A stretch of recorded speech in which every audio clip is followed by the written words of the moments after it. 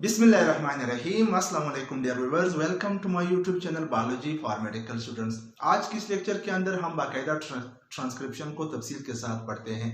इससे पहले हमने डीएनए रेप्लिकेशन के ऊपर एक लेक्चर किया, उसके बाद ट्रांसक्रिप्शन का प्रोसेस आता है तो उसको आज तफसील के साथ पढ़ते हैं। अब सबको पता है कि जीन एक्सप्रेशन, जब भी हम जीन एक्सप्रेशन की बात करते हैं या जीन्स की बात करते हैं, जीन्स क्या होते हैं, यानी जो हम क्रोमोसोमल थ्योरी ऑफ इनहेरिटेंस के अंदर पढ़ते हैं तो हमें ये हमारे दिमाग में ये सब ख्याल आता है कि ये क्रोमोसोम है, इसके ऊपर एक जीन इधर पड़ा है, एक जीन इधर पड़ा है, एक जीन इधर, या एक डीएनए है तो एक जीन इधर पड़ा है, एक जीन इधर, बीड्स के फॉर्म। इस तरह आसान भी नहीं जिस तरह हम तस्वर करते हैं। दरअसल में ये सपोज एक डीएनए है तो डीएनए के ये न्यूक्लियोटाइड्स है, कुछ न्यूक्लियोटाइड्स के सीक्वेंस को एक जीन कहते हैं। कुछ के अंदर 10 होते हैं, कुछ के अंदर 20 होते हैं, कुछ के अंदर बहुत ज्यादा होते हैं, कुछ के अंदर कम होते हैं। तो इसके अंदर डिफरेंट टाइप्स के न्यूक्लियोटाइड्स मिलकर एक जीन बनाता है। ये जीन जब अपने आप को एक्सप्रेस करना चाहता है तो इसने ट्रांसक्राइब होकर फिर ट्रांसलेशन के थ्रू ये अपने आप को एक्सप्रेस कर सकता है। किस तरह, आइए आज समझने की कोशिश करते हैं। लेकिन आज तो हम सिर्फ ट्रांसक्रिप्शन की बात करते हैं, नेक्स्ट लेक्चर में हम ट्रांसलेशन को भी पढ़ने जाएंगे। अच्छा, ट्रांसक्रिप्शन है क्या? ट्रांसक्रिप्शन से पहले जब एक डीएनए दूसरा डीएनए बनाने अपने जैसा तो उसको तो हम रेप्लिकेशन या डीएनए डुप्लीकेशन कहते हैं ना। तो फिर जब एक डीएनए से एक आरएनए बनता है इसको ट्रांसक्रिप्शन कहते हैं। यानी जब डीएनए से डीएनए बना, एक किस्म के मॉलिक्यूल से वही किस्म का मॉलिक्यूल बना, इसको ऑटोकैटालाइसिस कहते हैं। अगर डिफरेंट टाइप का बन जाए यानी कि डीएनए से आरएनए बन जाए तो ट्रांसक्रिप्शन वाला जो अमल है इसको हेटेरोकैटालाइसिस कहते हैं। फिर ये जो आरएनए है इसके थ्रू अगर उन्होंने ट्रांसलेशन कराना है तो उन्होंने फिर इससे पॉलीपेप्टाइड चेन यानी कि प्रोटीन बनाने हैं। इस तरह ये अमल होते जाएंगे। लेकिन कल हमने रेप्लिकेशन पढ़ा, आज हम ट्रांसक्रिप्शन पढ़ते हैं और इंशाल्लाह नेक्स्ट लेक्चर में हम ट्रांसलेशन के ऊपर भी बात करते हैं। इन सारे प्रोसेसेस को कलेक्टिवली हम सेंट्रल डोग्मा भी कहते हैं। तो आज हम ट्रांसक्रिप्शन यानी कि हेटेरोकैटालाइसिस स्टार्ट करते हैं। सपोज ये एक डीएनए है। आज मैंने आपको स्पाइरल शेप में नहीं बना के ड्रा किया है, बल्कि स्ट्रेट वाला जो लेडर है उस फॉर्म में मैंने ड्रा किया है। स्ट्रेट लेडर में जब आप देखते हैं, सपोज ये वाला स्ट्रैंड है, इसने अपने एक कॉपी बनानी है, एक आरएनए बनाना है। आपको पता होगा कि आरएनए सिंगल स्ट्रैंडेड होता है, तो इसमें दोनों स्ट्रैंड यानी डीएनए का दोनों स्ट्रैंड कॉपी नहीं करता, सिर्फ एक स्ट्रैंड कॉपी करता है, दूसरा कॉपी नहीं करता। तो सपोज यहां से यहां, मतलब जो ऊपर वाला टेम्पलेट समझो या स्पाइरल जो हेलिक्स है वो समझो, बल्कि तरफ स्पाइरल है तो स्ट्रेट है। ये टेम्पलेट अगर अपना कॉपी बनाना चाहता है तो ये इसके ऊपर सपोज ये वाला जो पोर्शन है हमने इसकी कॉपी करनी है। तो कॉपी स्टार्ट करने से पहले, ट्रांसक्रिप्शन स्टार्ट करने से पहले यहाँ पर हम देखते हैं एक ऐसा रीजन भी है जहां पर न्यूक्लियोटाइड्स तो इस सारे पोर्शन पर है, सही, जहां पर न्यूक्लियोटाइड्स एक ऐसी सीक्वेंस में आएंगे जिसमें TA इस तरह आएंगे, यानी इसको हम टाटा बॉक्स भी कहते हैं। ये असल में यूकैरियोट्स की बात हो रही है, प्रोकैरियोट्स के अंदर ये टाटा बॉक्स कुछ और होता है। फिर ये जहां से ट्रांसक्रिप्शन साइट है या जहां पर ट्रांसक्रिप्शन स्टार्ट होना है उससे तकरीबन अपस्ट्रीम हम -25 यानी कि 25 न्यूक्लियोटाइड्स हम बैक साइड जब आ जाता है तो हमें टाटा बॉक्स का एक सीक्वेंस मिलेगा, यानी न्यूक्लियोटाइड्स का एक सीक्वेंस है उसी स्ट्रैंड के ऊपर जो नॉन कोडिंग है या इस टेम्पलेट का हम सर अंजाम देते हैं। और इससे फिर अगर हम -70 और भी अपस्ट्रीम यानी बैक साइड चले जाए तो हमें CAAT वाला सीक्वेंस मिलेगा न्यूक्लियोटाइड्स का, जिसको हम कॉट बॉक्स या कैट बॉक्स भी इसको कहा जाता है। यहाँ पर ये जो टाटा बॉक्स है इस पोर्शन को यानी इस वाले जो रीजन है इसको हम कहते हैं प्रोमोटर साइट या प्रोमोटर रीजन। प्रोमोटर का नाम क्यों दिया है? जाहिर सी बात है कि ये प्रोमोट करने वाला है, इसने ट्रांसक्रिप्शन स्टार्ट करना है आगे। अच्छा, जब इसने आगे स्टार्ट करना है, ये सिर्फ एक साइट है, ये खुद स्टार्ट नहीं कर सकता, इसके लिए डिफरेंट टाइप्स के एंजाइम्स दरकार है। ये जो टाटा बॉक्स है ये मैंने कहा कि हमने बैक साइड आना है -25 यानी कि 25 न्यूक्लियोटाइड्स हमने इस साइड आना है, इधर ये मिलेगा हमें। यूकैरियोट्स के अंदर। लेकिन अगर हम प्रोकैरियोट्स की बात करें तो हमें -10 बैक साइड आना होगा। सही, अगर इस जो यूकैरियोट्स के अंदर हमने -70 की बात की, तो ये अगर हम प्रोकैरियोट्स की बात करें ये -35 होगा। सही। अच्छा, यहाँ पर एक प्रोटीन आता है जो इसको रिकॉग्नाइज कर सकता है। उस प्रोटीन का नाम, ये जो ब्लू कलर को मैंने ड्रा किया है, ये वाला, इसके ऊपर ये वाले नहीं, ये वाला, इसको, ये ब्लू कलर का जो प्रोटीन है इसको कहते हैं ट्रांसक्रिप्शनल फैक्टर या ट्रांसक्रिप्शन फैक्टर। ये आकर इस साइट को रिकॉग्नाइज करता है, इसको मालूम होता है कि ये यहाँ पर है। जब इसको पता चलता है तो इसके अपने कुछ साथी है, कुछ और भी प्रोटीन है, वो भी आकर इसके साथ बाइंड होना शुरू हो जाते हैं। 2 है, 3 है, 4 है, जितने भी है। सही। तो फिर अब इसको हम ट्रांसक्रिप्शन फैक्टर के बजाय ट्रांसक्रिप्शनल कॉम्प्लेक्स भी कह सकते हैं या इनिशिएशन कॉम्प्लेक्स कह सकते हैं, क्योंकि इसने इनिशिएट करना है ट्रांसक्रिप्शन को। तो ट्रांसक्रिप्शन के असल में 3 मराहिल है। ये हमने जो अभी स्टार्ट लिया यहाँ से, ये इनिशिएशन वाला स्टेप स्टार्ट हुआ या स्टेज स्टार्ट हुआ। इसके बाद हमने फिर इलॉन्गेशन वाला पढ़ना है, लास्ट पर टर्मिनेशन वाला भी एक स्टेज आता है। तो यहाँ पर ये जो टोटो बॉक्स के साथ यानी कि प्रोमोटर रीजन के साथ ये कॉम्प्लेक्स मिल गया। इससे पहले कि आगे मैं चला जाऊं, आपको एक चीज और भी बताऊं कि आरएनए के ट्रांसक्रिप्शन में सबसे बड़ा किरदार जिस इंसान का है उसका नाम है आरएनए पॉलीमरेज। आरएनए पॉलीमरेज इस तरह 4-5 कॉम्प्लेक्सेस से मिलकर बना है। एक अल्फा है, उसका सब यूनिट, एक बीटा है, एक बीटा प्राइम है या बीटा डैश भी कुछ लोग कहते हैं, एक है ओमेगा।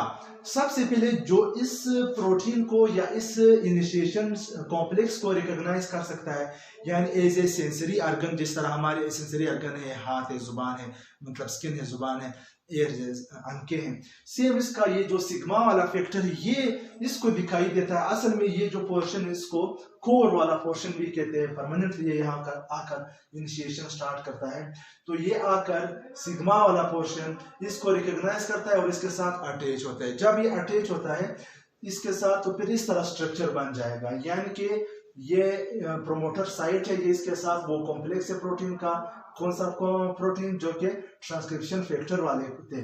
इसके साथ ये आरएनए पॉलीमरेज इस शेप के तरह अटैच हो जाता है। अब इनिशिएशन फेज के साथ साथ उन्होंने क्या करना होगा, ये अनवाइंड करना शुरू करेगा, ओपनिंग स्टार्ट करना होगा। किस चीज का? इन 2 स्ट्रेट का। तो जिस तरह हमने पिछले लेक्चर के अंदर पढ़ा, इस तरह एक बबल बन जाएगा। जब इस तरह एक बबल बन जाएगा, यही बबल मैंने बड़ा करके लिखा है। वहां पर मैंने जो आरएनए पॉलीमरेज लिखा था, ये आरएनए पॉलीमरेज मैंने सिंपल फॉर्म में लिखा, तो यहाँ पर कॉम्प्लेक्स है, मैं आपको समझाता हूँ। इससे पहले कि मैं ये आपको पढ़ाऊँ, आपको आरएनए पॉलीमरेज के हवाले से ये बात भी कहना लाजमी समझता हूँ कि प्रोकैरियोट्स के अंदर एक किस्म का आरएनए पॉलीमरेज है जो डिफरेंट टाइप्स के आरएनए को मतलब ट्रांसक्राइब कर सकते हैं। लेकिन यूकैरियोट्स के अंदर आरएनए पॉलीमरेज 1 है जो कि राइबोसोमल आरएनए को सिंथेसाइज करने का काम करता है। आरएनए पॉलीमरेज 2 है जो कि मैसेंजर आरएनए, आज भी हम मैसेंजर आरएनए के ट्रांसक्रिप्शन को पढ़ते हैं। सॉरी यार, गला खराब है मेरा आज। इसके साथ साथ आरएनए पॉलीमरेज 3 है जो कि ट्रांसफर आरएनए के सिंथेसिस में अपना काम सरअंजाम देते हैं। तो अगर ये वाला प्रोमोटर है, ये वाला रीजन, और ये वाला वो ट्रांसक्रिप्शन फैक्टर है, तो इसके साथ क्या बन गया, क्या अटैच हो गया? RNA polymerase. जब ये अटैच होता है तो इसके मैंने कहा कि डिफरेंट सब यूनिट्स है। इसका जो अल्फा वाला सब यूनिट है वो आकर इस प्रोटीन के साथ मिल जाता है। इसका बीटा प्राइम वाला या बीटा जो डैश लोग के थे इसको, वो वाला आकर ये जो टेम्पलेट है इसके साथ अटैच हो जाता है। और जो सिर्फ सिंपल बीटा है वो आकर न्यूक्लियोटाइड्स के साथ अटैच हो जाता है।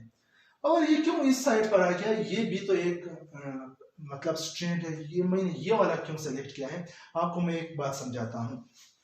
डीएनए का अपना जुबान नहीं होता, आरएनए का भी अपना जुबान नहीं होता, ना उनके हाथ होता है कि वो कुछ लिख के हमें समझाए।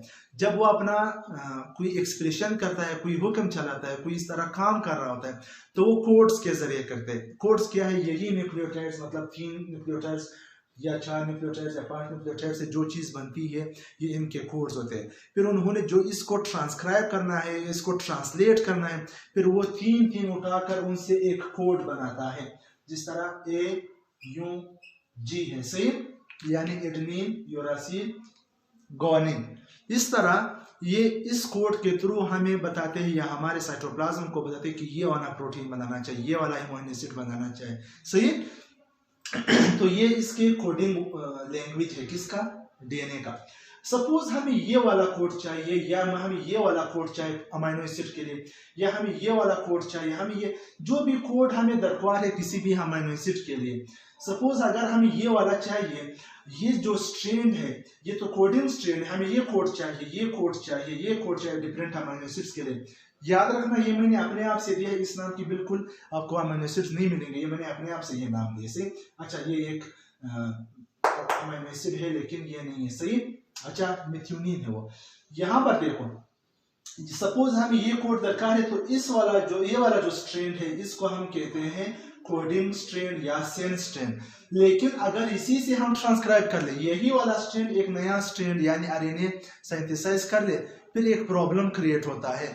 वो प्रॉब्लम क्या है, वो ये है कि इसका जो कोड है, सपोज इधर एडेनिन है तो इधर तो थायमिन यानी कि यूरासिल आएगा, हमें वही नहीं मिला। इधर अगर थायमिन है तो इधर इसके जो कॉम्प्लीमेंट्री है वो एडेनिन आएगा, और साइटोसिन के आगे ग्वानिन आएगा, तो उल्टा आ रहा है। हमें ये चाहिए, अगर हमें ये चाहिए तो हमने अगर फोटोकॉपी करानी है तो हमने टेम्पलेट स्टेट वाला कराना है, जो इसका अपोजिट आ रहा है, जो इसका कॉम्प्लीमेंट्री आ रहा है, जो इसका सामने वाले आ रहे हैं। तो हमने ये वाला स्ट्रेन सेलेक्ट कर लिया। और आपको भी ये भी बताऊं कि आरएनए का जब ट्रांसक्रिप्शन होता है तो वो 5 प्राइम टू 3 प्राइम होता है, जिस तरह हमने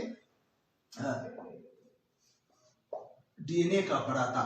तो अगर ये ऊपर वाला जो टेम्पलेट स्ट्रेन है ये 3 to 5 है, तो जाहिर सी बात है कि इसका जो नया स्ट्रेन बन रहा है वो 5 to 3 होगा, क्योंकि ये एक दूसरे के एंटी पैरेलल है। पोलैरिटी की अगर हम बात कर ले, 3 प्राइम क्या है, 5 प्राइम क्या है, ये पहले मैं आपको समझा चुका हूँ।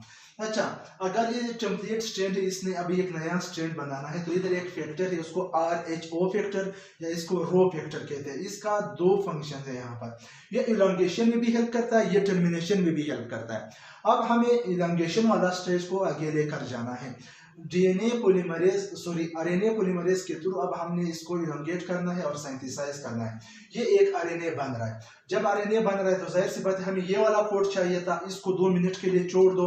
इधर आकर देखो ये एक थायमीन है, तो थायमीन के सामने क्या आएगा, एडेनिन आएगा। सही। और यहाँ पर एडेनिन है तो एडेनिन के सामने आरएनए के स्ट्रेन पर क्या आना चाहिए, थायमीन। लेकिन थायमीन एक हेवी न्यूक्लियोटाइड है या बेस है जो कि आरएनए के अंदर ये यूरासिल से चेंज किया हुआ है, तो यहाँ पर हम यू लिखेंगे, ठीक है, और जी के सामने सी लिखेंगे। तो बिल्कुल हमें यही मिला, सिर्फ टी और यू का फर्क आ गया। वो ये वजह है कि डीएनए के अंदर थायमिन होता है और ये चेंज होता है आरएनए के अंदर यूरासिल से। ये मैंने स्ट्रक्चर के लेक्चर के अंदर आपको तफसील के साथ पढ़ाया है। सपोज हमें ये कोड चाहिए तो जाहिर सी बात है सी के सामने क्या आएगा, जी के सामने क्या आएगा, सी, ए के सामने क्या आएगा, टी के बजाय वापस मैं इधर क्या लिखूं, यूं लिखता हूं। तो हमें ये वाला कोड मिल गया। इस तरह हमें कोड्स मिलते हैं। एक फर्क अगर आ रहा है टी और यू का, वो कोई फर्क नहीं, वो तो सेम रहते हैं। सही। इस तरह ये इलॉन्गेट होता जाएगा और सेम यहाँ पर इसकी ओपनिंग होती जाएगी। यहाँ से रीवाइंडिंग भी कंटिन्यू है। यहाँ पर एक एंजाइम है आरएनए पॉलीमरेज का जो कि इसका एक सब यूनिट जो उसको रीवाइंड कर रहे होते हैं। सेम यहाँ पर ये अनवाइंड भी हो रहा है और ये लंबा होता जाएगा। यहाँ पर एक ऐसा भी फैक्टर आएगा एक ऐसा भी साइट आएगा जहां पर न्यूक्लियोटाइड्स का ऐसा सीक्वेंस है जो कि इशारा देता है, टर्मिनेट वाला पोर्शन है, टर्मिनेशन स्टेज है, इसको इशारा देते हैं कि यहाँ पर ट्रांसक्रिप्शन ने स्टॉप होना है। तो सबसे पहले ये जो RH-O या रो वाला फैक्टर है वो इसको रिकॉग्नाइज करता है। तो यहाँ पर अक्सर GC इस तरह के कोई न्यूक्लियोटाइड सीक्वेंस आता है, जिस तरह यहाँ पर टा वाला आ रहा था। तो यहाँ पर जब इसको देखता है तो ये जो आरएनए है ये लूप वाला शेप इख्तियार करना शुरू कर देता है। इस तरह स्ट्रेट के बजाय इस तरह एक स्ट्रक्चर इख्तियार कर देता है जिसको हम कहते हैं हेयर पिन लूप, या इसको हम कहते हैं GC हेयर लूप, यानी कि हेयर पिन की तरह है। वो हेयर पिन आपने देखा होगा लड़कियों का। तो इस तरह एक शेप इख्तियार कर देता है और यहाँ से कट हो जाती है, निकल आती है। सही। या अगर इस तरह ना हो तो फिर ये आसानी से इस तरह बनता जाएगा और यहाँ से आता जाएगा। तो यहाँ पर ये जिस तरह प्रोमोटर वाला रीजन था, सेम एंड पर टर्मिनेटर वाला रीजन भी है जो इसको स्टॉप करता है कि बस कर और आगे नहीं बनना है। अब चूंकि जब एक डीएनए बन गया है, ये सॉरी एक आरएनए बन गया, आप सबको पता है कि ये डीएनए कहाँ पर पड़ा है, न्यूक्लियस के अंदर। सपोज ये एक सेल है, सेल के अंदर न्यूक्लियस है, तो न्यूक्लियस के अंदर ये प्रोसेस हो गया।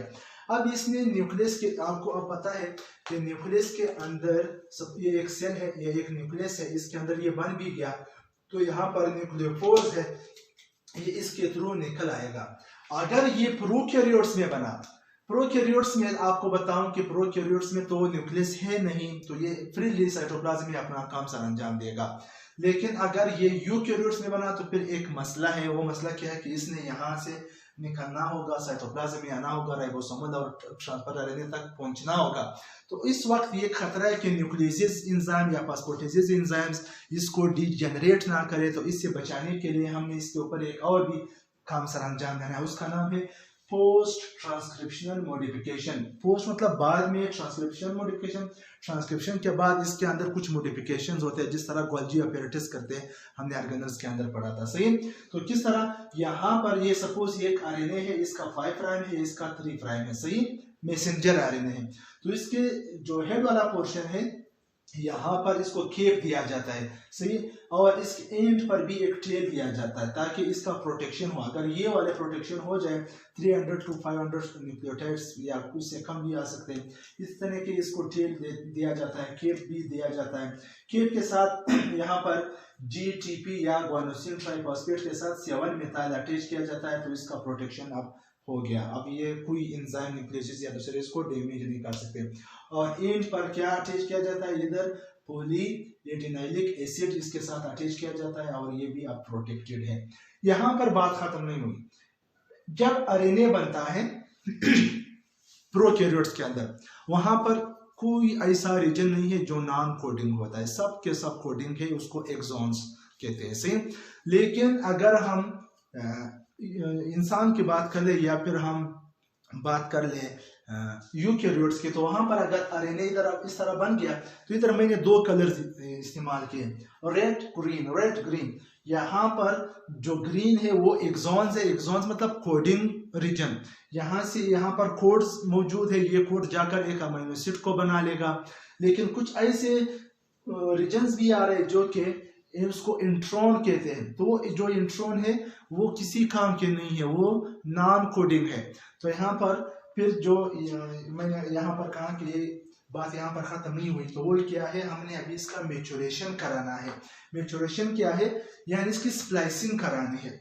जो पहले आरएनए बन जाती है जिसके अंदर इंट्रॉन भी है, एक्सॉन भी है, इसको हम प्राइमरी आरएनए कहते हैं। इसको हमने मैच्योर करके सेकेंडरी आरएनए में कन्वर्ट करना होगा। ये कहाँ पर होता है, ये असल में न्यूक्लियस के अंदर होता है। स्प्लाइसोसोम एक कॉम्प्लेक्स है, स्प्लाइसोसोम के थ्रू ये जो इंट्रॉन वाले रीजन है इसको कट किए जाते हैं। जब इसको कट किए जाते हैं वापस, जिस तरह आपको मैंने रेप्लिकेशन के अंदर बताया था, लाइगेज एंजाइम आता है, इसको रीयूनाइट करके एक्सॉन वाला पोर्शन एक स्ट्रेट सेकेंडरी मैच्योर आरएनए बन जाती है, ये जाकर कोड करती है।